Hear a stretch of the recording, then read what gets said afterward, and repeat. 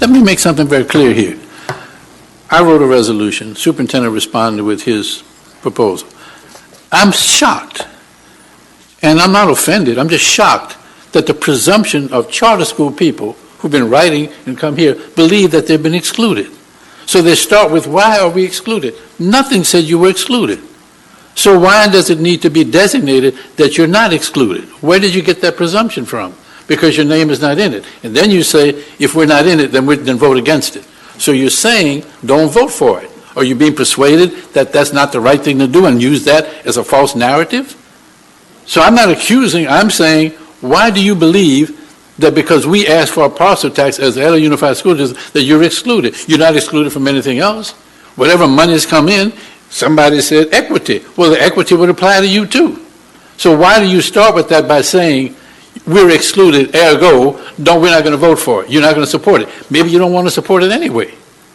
Maybe you don't want it to go forward. Superintendent says he doesn't want it to go forward right now. He'd rather wait. That's his prerogative. But the board has to make a decision.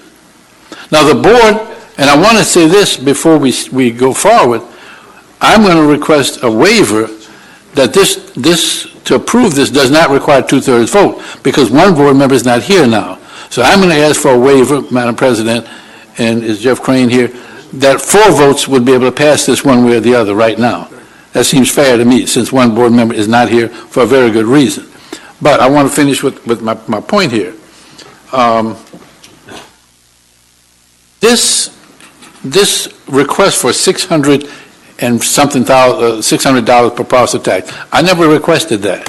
What? That scares me. I never intended for this parcel tax motion to solve the problems of the district at one election. I never did. No. And so I proposed, Jackie Goldberg took the words out of my mouth, $1 a day is $365 a year for a parcel, whatever the parcel is. Let me finish.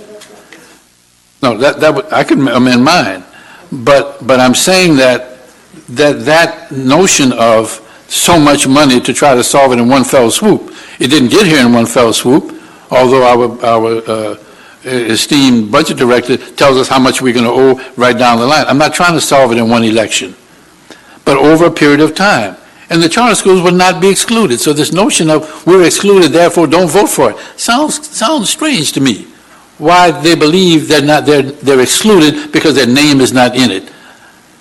Are we supposed to say, well, and also, by the way, let's include all the special ed kids, like we're not going to include them. Let's include all athletic programs. Let's include a reduction of class size. We can do all of that if we get a parcel tax passed. We're not saying there's not a menu of things we're going to do with the parcel tax.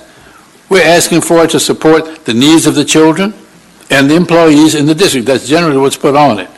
We don't have a checklist to say, well, I can vote for some of these, but I can't vote for all, so I'll vote no on some and yes on the other. You're either for or against it. So I'm saying that I believe that that's a false, maybe sincere. Let's say you're sincere in that. You believe you've been excluded. I think you have not. But because you declare you've been excluded doesn't mean you're right either.